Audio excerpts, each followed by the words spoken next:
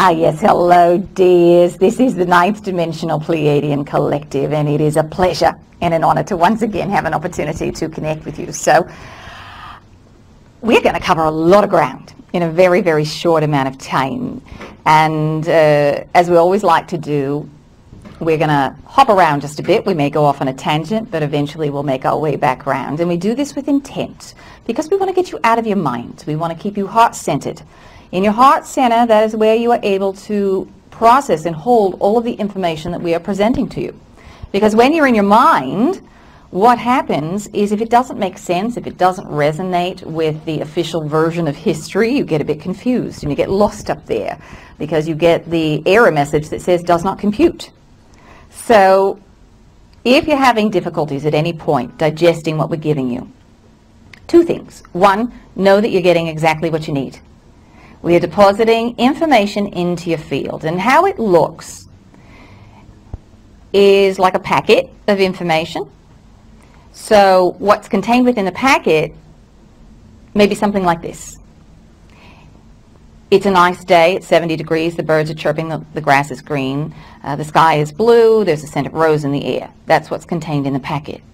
The words that come out that you are receiving for the mind, it's a nice day. So there's a lot more that you're getting energetically. And you'll continue to unfold the information. You'll begin to delve into it over the coming days, weeks, and months. So if you're not grasping something, know that it will come up again. You're getting it, though. You're getting just what you need for today. Now, with all the information that we present to you, we like to remind you to take what resonates and leave the rest behind. So if it's not making sense or it doesn't feel right to you, let it go. It may be that you're not ready for that level of information, or it is not your version of the truth in which you are aligning with. The truth is not absolute. It is always colored by perspective. So we are providing you with a version of the truth today that is going to facilitate your growth. It is not the only version of the truth. And that's a lot for you all in linear form to kind of wrap your mind around, because you say the truth is the truth. No, there are many versions. If you've got 5 people watching something unfold, each of those individuals has a different perspective of what happened. And when you ask for your history, which version do we give you?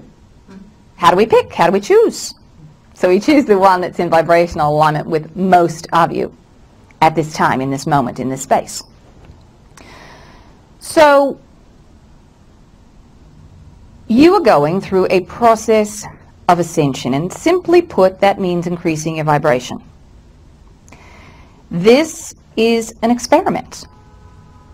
Earth is the third in a series of experiments to undergo the ascension process. The first 2 didn't go so well.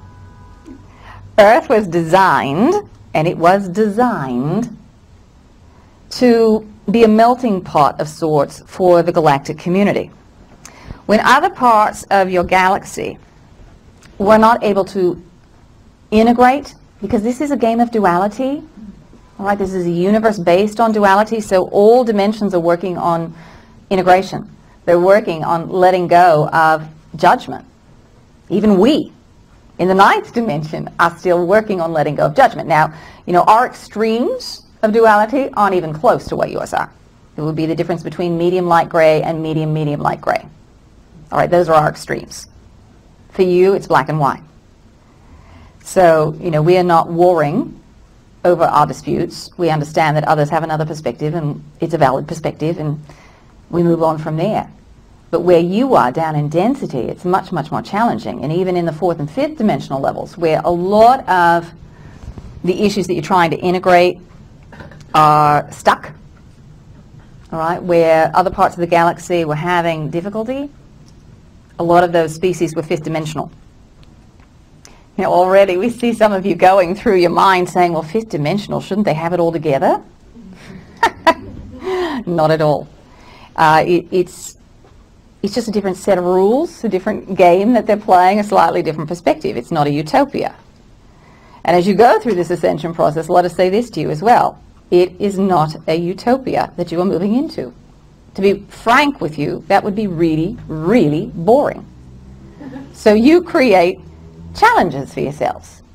It's like you create a problem and a solution, and you hide the solution, and then you get to find it again. All right, that's what you all are doing down here, but you've forgotten that you created the problem and the solution together. All right, so it's like an Easter egg hunt.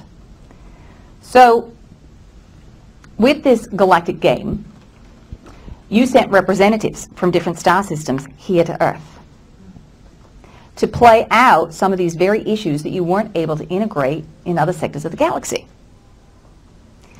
Earth has genetic material from thousands and thousands of worlds on it.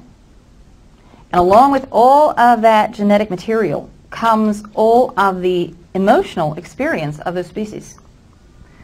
And that's what gives you a huge range of emotional expression. We call Earth the planet of emotion. It is unlike any other planet in the entire universe because of the range of emotion that you experience. Can you imagine another planet that doesn't have as many emotions? Maybe you've got 5 that you work with. All right. So if you've only got 5 emotions to work with, it can make it a little more challenging to find solutions to unique problems. All right. You've got a lot of variations here to work with. And that's what you all are doing. So you're increasing your vibration. You're going through this ascension process. And the ascension process is accomplished through the process of the release of fear, what we call integration. To see yourselves as creator beings rather than victims. The victim mindset is a creation of the mind. The mind was created by all of you, by the way, as you came down through this process of descension. This is a game of descension and reascension. It's not like you're starting at the bottom and working your way up. You are already divine source energy. Right? Do you all understand that? Do you all get that? Can you feel that? That you are divine source itself. You're an aspect of divine source, which means you contain within you and you have access to all that ever was and will be. Take a breath. You've just forgotten how to access it, and that's what we're here to remind you of. So, as you are increasing your frequency, you are triggering more and more of your fears, more and more of the lower vibrations. Because as you activate the higher frequencies, the lower ones begin to vibrate to try to increase, to match the resonance of the higher frequencies. The way that looks in your physical reality is it gets projected. Your reality is a projection of your vibratory state. So as that lower frequency starts to vibrate and be pulsed out, your physical reality starts to reflect that back to you. And so you see your fears manifested in front of you. The way you all set up this game was because you knew that it was going to be challenging in density. You weren't going to remember all the programs that were running in the mind. That your physical reality was going to be a reflection. So anything you wanted to know that was going on at the subconscious level, you could see it reflected back through your relationships. This is why we talk about the law of reflection. It's your best friend right now. As you're trying to figure out what programs are running at the subconscious level, simply look and see what it is being reflected back to you. And as you observe this, you're able to look and see how and why you created it. How is it of service to you, especially when you create those moments of drama, those moments of discomfort, of fear. You created it, you're not victimized by it. And when you go to that level of awareness, you're shifting from the mind into the heart center. You can think of it like 2 different operating systems. The mind is the operating system for the linear reality, that 3rd dimensional perspective, which is very unique, by the way, because when you go up into the higher realms, there are no distortions like there are that you're experiencing now. You see multiple timelines. From the linear perspective, you only see one timeline, and that's all you think that you're on. But in reality, you're constantly moving back and forth between them. The heart center is the operating system for the multidimensional perspective. There are no distortions held within the heart, so you can get pure data. You can interpret it. The mind receives that same stream, that same frequency, but it was designed to filter all out the excess, all the other timelines, all the other multidimensional information. And so it just throws it out. That's what it was designed for. Quite efficient, isn't it? But the heart center can hold it all. And when you perceive how and why you created something, you are no longer functioning through the mind. You are functioning through the heart center as a creator being, and you neutralize the charge and let go of fear. Now, it's important that you all understand this, because this is the process that you're entering into. And as we talk about Atlantis here, the whole point of Atlantis was that it was a trial run for what's going on now. And you're integrating and working on some of the very same fears and issues that you were working on then. So approximately 300,000 years ago, you had the ability to switch back and forth consciously between these two operating systems. The high societies of Atlantis, and there were three great civilizations. The first civilization was not in density. It wasn't in the third dimensional realm as you're existing now. They had lighter versions of their bodies, which is where you're headed to. All right? They had high technology. They had greater understanding and wisdom of the workings of the universe, other aspects of themselves, communication with other parts of the galaxy. But as we said, this is a game of descension and reascension. So with each of these great civilizations, there was a drop in frequency. Now when you get to the last one here, that's where all the good stuff's going on, that you're reactivating. There is not a single being on the planet who wasn't either in Atlantis or has taken on a record as an imprint. And what do we mean by that? You can, as you're putting your so-called life together before you incarnate, you're making choices on your genetic coding, you're choosing your family based on their genetics, issues that your genetic line has, issues that your parents have, so that you can set yourself up to say, all right, well, I want to learn integration on the issues of control and abandonment and abundance and separation. So you pick and choose the ones you want to focus on, and then you choose your family based on that. And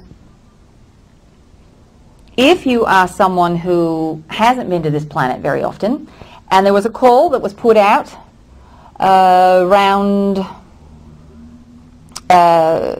several thousand years ago, if you want to look at it from a linear time frame, where there was new energy that was needed. There were fresh perspectives that were needed in order for the experiment to succeed. So beings came from different stellar systems who hadn't been here before.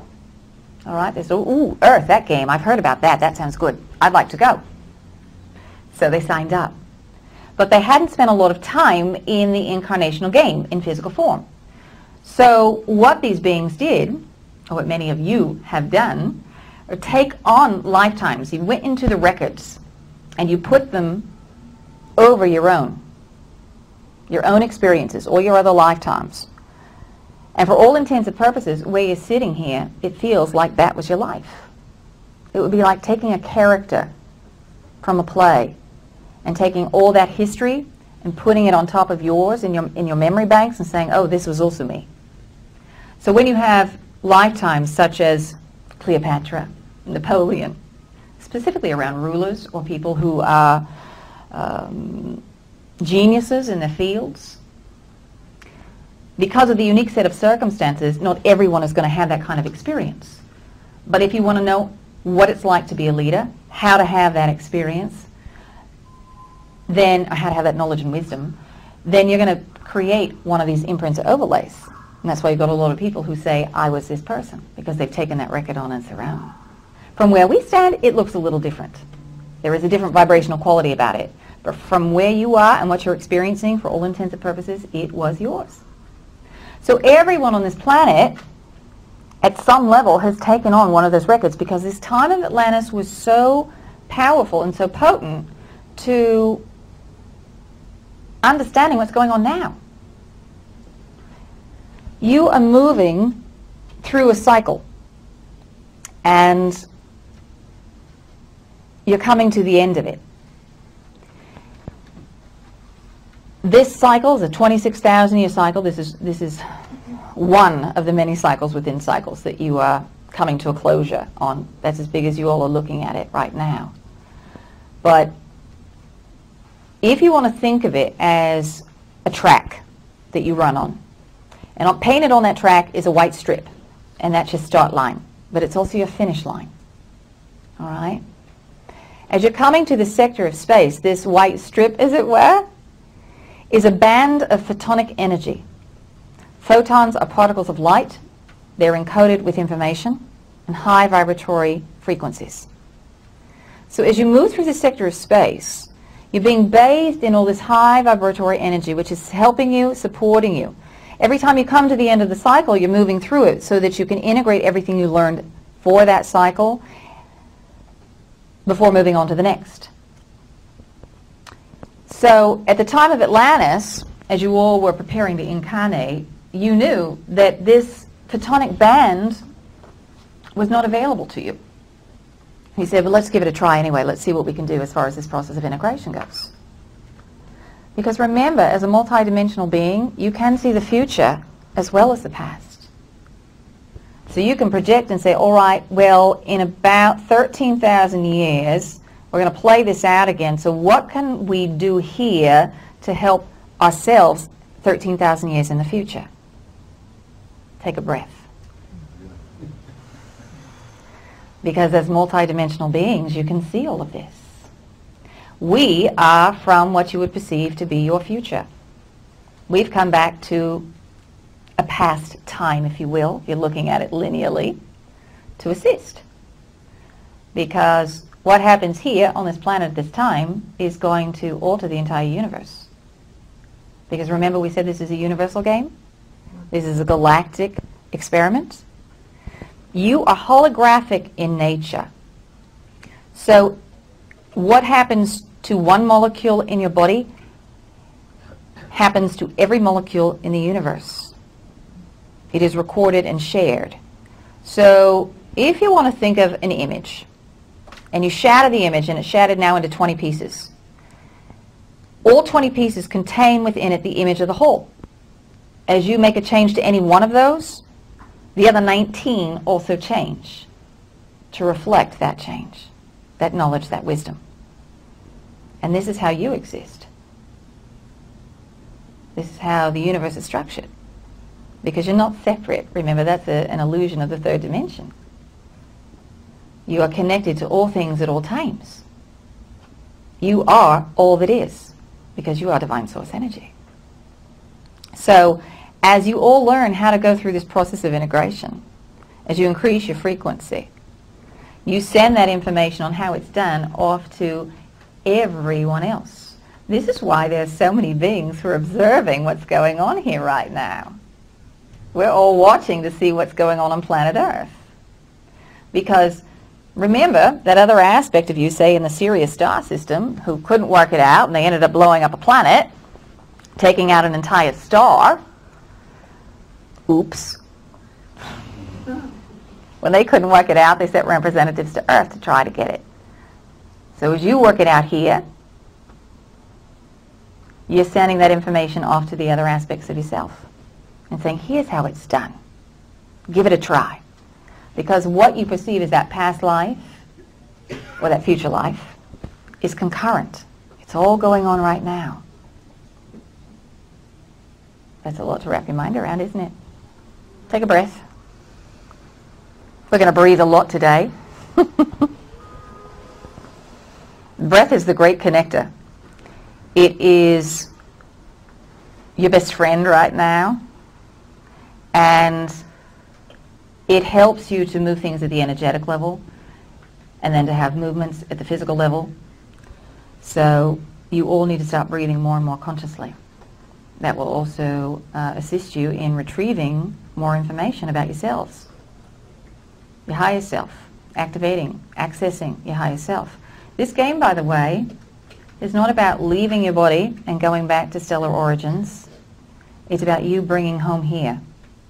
It's about you anchoring your higher self into this vehicle to have an expanded awareness of your cosmic origin, of who you are while in form. So, are you all with us so far? We've really gone off on some tangents. So back to Atlantis. So with the Atlanteans, many of the issues that they faced were the same ones that you're working on now. Some of the biggest, the individual versus the one. All right, so in other words, the desires, the will of an individual as someone who is separate and unique versus the collective and the will of each. And that's a big one when you talk about free will. How does that balance? How does that weigh out? The will of the one versus the will of the many. So they were struggling with that. They were also working on inner technology versus outer technology. There's a lot of high science going on during Atlantis, a lot of genetic manipulation that was going on during Atlantis. And there were opposing camps about how to operate, how to work, different viewpoints about how to interact with Mother Earth herself. And we'll talk a bit more about that in just a moment. You also had issues of the integration of the masculine and the feminine, all right, which is what you are working on right now. Integrating both the divine feminine and the divine masculine within your body. You will get the divine feminine part that you have been working to bring that back in. But also it's about the divine masculine, because a lot of the masculine energy that you've experienced on this planet isn't the divine portion. It's the lower frequencies of the masculine energy, which is suppression. All right, so it's elevating that masculine energy as well. All right, because you really are at, and have been at some of the lowest points vibrationally. So you're integrating the two, and it's important to have a balance of both of them. And then also competition. There's another one. That it's got to be either or, and this is a huge issue throughout the entire galaxy. It gets tied in with persecution as well, that one cannot exist while the other exists. All right, it's either got to be light or it's got to be dark. There's no middle ground. So if someone has an opposing belief to your own, and you see yourself as disconnected, well, you've got to quell their belief before they destroy you. As an expanded being, you can see that both can exist at the same time, that you don't have to share identical viewpoints, and that's all right. But that set up a lot of competition, a lot of either-or beliefs. And this time around, it's not about either-or, it's about all, that you get to have all. Now, with the idea of inner technology versus outer technology, we think that's where we'd like to start today. In Atlantis, you had the priestly caste who were holding the knowledge and wisdom as it came down the descension process. The mass populace, they had exposure to a lot of the information, but as frequencies got lower and lower, it wasn't practiced on a daily basis. The priestly caste were the ones who held that knowledge and wisdom, who practiced, who communicated still with other star systems, who communicated with beings in higher realms and dimensions. It was common knowledge, and you went to work with your brothers and sisters in the stars. You had those who believed, if you want to call them, we'll call them the white robes, who didn't want to interfere in any way, shape, or form with anything that was going on with the earth. All right, so things simply were as they were. Humanity's wishes were not important at all. All right, it was more, this is the best thing to do for the planet. And then you had those who were, if you want to call them the dark robes, and they were not, many of them were the white robes, who were doing some experimentation, shall we say, undercover. So the dark robes didn't care what happened to the planet. It was about personal satisfaction and power. All right, so they went the other way. Now in the middle, you had your gray robes who said, all right, well, we can work with the earth and we can work with our own desires and we'll find a middle ground for it. Now, there's no one right or wrong answer here. There's no one right or wrong way to be. It was an expression of duality. And you all were kind of experimenting to see what would work, what wouldn't work. With your inner technology versus your outer technology, there were those who, again, because you remembered your stellar connections, you remembered that you were divine source energy, you were able to open up your entire chakra system. When you open up your whole structure, when your energy is completely running through your chakra system, you can create a portal. You can project yourself, not just having an out-of-body experience, but literally project yourself and bilocate and rematerialize a vehicle for yourself. All right, when you have a higher sense of awareness, this is entirely possible because you understand that you are simply energy. You are source energy, and your body is just a projection of that energy. For you, here where you are, you think that you have to be given a body. It's got to be made from scratch, and then somehow you're in it. And that's all you got. You got the one body. You don't understand that it's constantly being created and recreated based off of your vibrations and frequencies. But during that time, there was that awareness. They understood that they had inner technology, that you could heal simply by working with frequency. Everything is first constructed at the frequency level, and then it gets projected into density and recreated in density. So everything was about vibration. Now, those who were the purest didn't want to do anything outside of the body. And you had scientists who were manipulating genes, who were manipulating food sources, who were manipulating animals to create hardier breeds. Is any of this sounding familiar to you? And there was a lot of manipulation of the base coding. When you start to manipulate base coding in species, when you reach that level, you can alter the planetary blueprint. What do we mean by that? Planets have their own blueprint, just as you do, and what they want to accomplish. When the species on the planet start altering the vibrational signature, it can alter the blueprint of the planet itself. This has happened on many, many worlds, especially when you start getting into cloning. And there are different frequencies that are introduced and not in the same natural rhythm.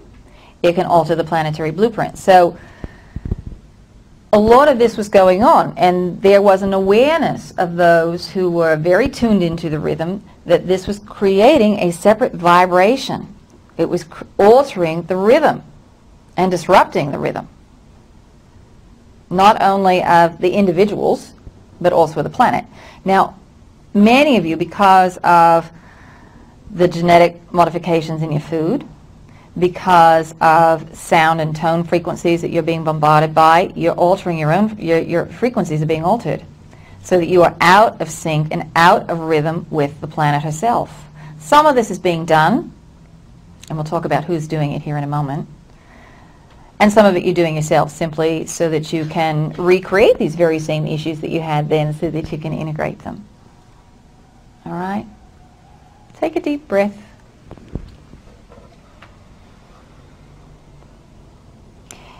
In Atlantis, you had a lot of use of crystals. Crystals were a staple of everyday life.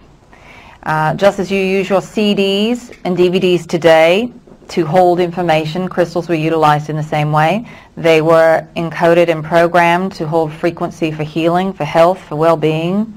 They were also used to amplify energy, to amplify sound. So it was also like a source of electricity, just as you have your own sources today. And many of you are starting to reaccess some of that knowledge and wisdom about working with the crystals.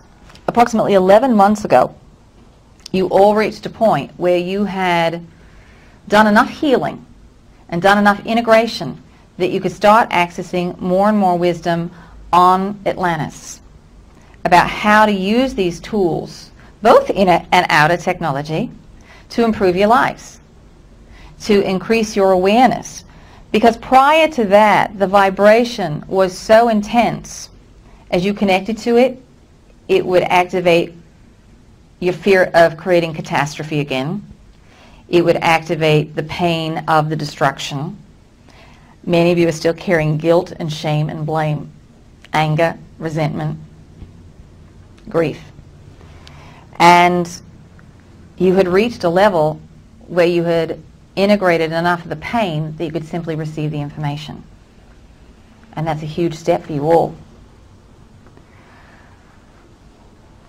With the masculine and the feminine, there was a split at the time of the fall. And you saw that the female energy was being suppressed. So now again you are trying to integrate the divine feminine with the divine masculine. The result and what you're seeing right now is that a lot of relationships are falling apart because it's not in balance. It's not a divine relationship. Each of you must carry within you part of each. All right, if you're just carrying one, then you're out of balance.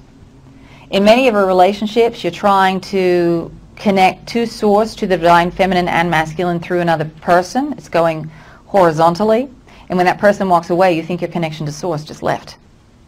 And you experience the wound of abandonment all over. But when you connect within yourself to both the divine masculine and feminine, it's a vertical, if you will, that it doesn't matter who's in your presence. Others will come and go, and you will understand that you share time and space with them, but they do not complete you. You are complete and whole within yourself. And if that person that's standing across from you isn't the right vibrational match, that's all right. You know that the person right behind them is, that you will pull in that person. But many of you are not holding that vibrational perspective. You think, well, if I let go of this one, how do I know there'll be one behind it? Or that there's something better. So we encourage you all to start connecting more and more within yourselves to divine source. The more you connect with divine source, the more you will connect with others. There's also a fear in here that as you connect, as you kind of stretch and expand your awareness, many of you fear that you're going to be ridiculed, that you're going to be considered to be out there, a bit freakish, and that those who are close to you are going to leave you. They're going to abandon you. But the more you connect with divine source, in reality, the more you are able to connect with others. The difference being that you are no longer connecting to their distorted self. You start connecting to the divine in everyone. So that feels very different as opposed to how you typically connect to each other.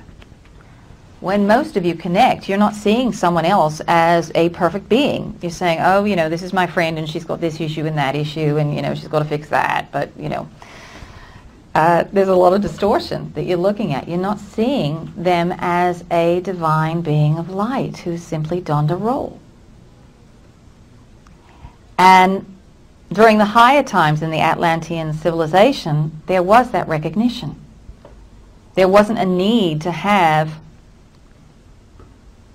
someone else to complete you or to have a union because they were complete and whole within themselves, and they understood that. And then as they went through the descension process, you saw the separation and the pulling apart of that. All right? Now, we're going to skip around here a bit. With the fall of Atlantis, some of the information and wisdom, as you knew it was coming, as many of you foresaw, the records were taken and spread. You had 12 tribes, if you want to think of it that way. It was taken off to 12 locations. Now the coding and the number is very important because this system is based on the number of 12. This solar system, this galaxy, and this universal game. The 12 combine to form the 1. The 1 is the 13th. The 13th is source. All right, so that's why you've got 12 dimensions. Now you'll talk to other people and they'll have different numbers for you. And it simply is where the breakdown is and how they are dividing and subdividing. You may hear 144. All right, dimensions are structured like music with octaves. But we break it down at the level of 12. So much of what you get, there is coding in. That's why you have so many numbers, sacred numbers that you come across. There's information in that frequency for you. So the information was spread out into 12 different directions. Now you have your Illuminati, whom most of you are familiar with, who seem to be a little more aware than the average person about the workings of the universe. A lot of the knowledge from the Dark Priests of Atlantis was carried forward and incorporated into the Illuminati. They were illuminated. They did understand, and they do understand, most of the workings. Universal laws. They had information regarding the rituals that were established to access other realms and dimensions that was passed along. Now, the Illuminati is still playing the role of the Dark Priests, and many of the Illuminati are the Dark Priests of Atlantis, reincarnated, so they can work it out again. All right? Now, there are also those who were the gray and the whites, if you will, who have knowledge and information, who are still accessing those other lifetimes of wisdom, who have been working with those frequencies. A lot of your Aboriginal tribes are holding the information of the white priests or the gray robes. All right? They received the records. They had the records that went out, and they have been working with it and holding the light end of the spectrum. So you can see that this game just keeps getting played out again and again and again. It's just the roles keep changing just a bit, the masks keep changing, but the issues are identical. The issues are the same. Now, again, we've got your Aboriginal tribes who are holding that frequency. It's all about the one. It's all about the connection to the earth. That's your white robes. The other extreme is about personal power. It's about amassing power, resources. And that was the very issue of the Dark Priests of Atlantis. What happened there is that there was the accessing of earth energy in an inappropriate way. In an attempt to avoid some cataclysmic events that were perceived to be coming on the planet, and some things were done out of balance. All right, and earth energy was accessed, and you're doing the very same thing again. All right, you are manipulating weather, you are manipulating earthquakes, your magnetic poles. All this is being done again. It's just being played out, slightly different arena. But the same issue, living in balance with the planet, manipulating Mother Earth. So hopefully this time you're going to understand that you are divine beings, that you're creating a reality. And again, this is the difference between inner and outer technology. Some of you, if you can work here and align yourselves energetically to make a change in Mother Earth herself, as opposed to having to use some of the technology, the scalar technology that is being utilized, which is the outer technology again, to try to make this shift. What you didn't get during that time is the holographic aspect. You forgot about that. So as you change yourselves, as you change your own vibrational state, and when enough of you are able to do that, you create a new grid. You create a new template that allows everyone else then to plug in. So let's say this again. When 144,000, that's the magic number, of you hold a particular vibrational resonance, you create a template, an energetic field around the planet. It's like an operator switchboard that others can plug in and out of to receive information about how something's done.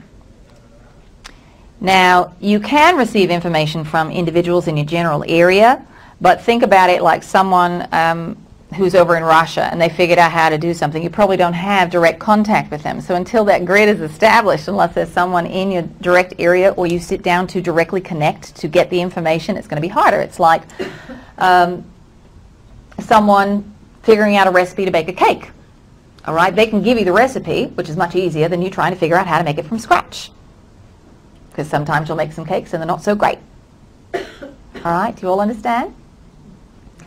So Mother Earth herself will never be healthy until you all are healthy, because she is a reflection of you as a collective. And this is the piece that you have to get. That each of you as an individual has tremendous power, that you're not a victim down here. That you, as you realign your own energetic centers, will help Mother Earth to realign. So some of this outer technology stuff that's being done that is not in resonance with her own frequency can be transmuted so that you're working in harmony, in natural order, because some of what's going on there with the outer technology is not in natural order. Does that make sense? Do you all understand? So we're going to take a minute here and go ahead and open the floor to questions and answers and see, because we've covered a lot of ground here, see what you want to know more about or what you require clarification on. Yes. I was wondering, I've heard that towards in the later times in Atlantis there was also a great focus on imperial attacks against other civilizations in the world, and I was wondering if this also contributed to their downfall at that time. Yes, in part. You know, there was a lot of the protection mentality. And there was also an association with the material world where the masses were looking more at land, at possessions, where the priestly caste were working more with the spiritual realm and the general understanding of how it all works. So there was again this kind of disconnect. It's sounding familiar, where the masses are still working out, you know, what's going on in their immediate surrounding. They're not so interested in their spiritual connections. All right, and there are others who are working with the spiritual laws, manipulating events. Now, as we said, this is also a galactic game. You all are still looking at it at a planetary level, but there were also intergalactic connections that were going on. The Anunnaki were on Mars at the time. And many of the Atlanteans were working and interacting with the Anunnaki. Now, for those of you who aren't familiar with the Anunnaki, they have been present since the fall of Atlantis, and they originally come from the Sirius star system. They are, in many ways, scavengers, and they have many planets under their control that they are manipulating the populace to acquire more power, more resources. And so they were on Mars at the time, utilized most of Mars' resources, and fixed their eyes on Earth and saw what was going on in Atlantis and thought, here's a golden opportunity to see if we can't help them tip over on their own. And so they took advantage and helped. Now that door was wide open, and those Atlanteans gratefully went along for the ride. They co-created that together. But yes, in answer to your question, there was a lot going on the planet in general that also helped to lead to the downfall.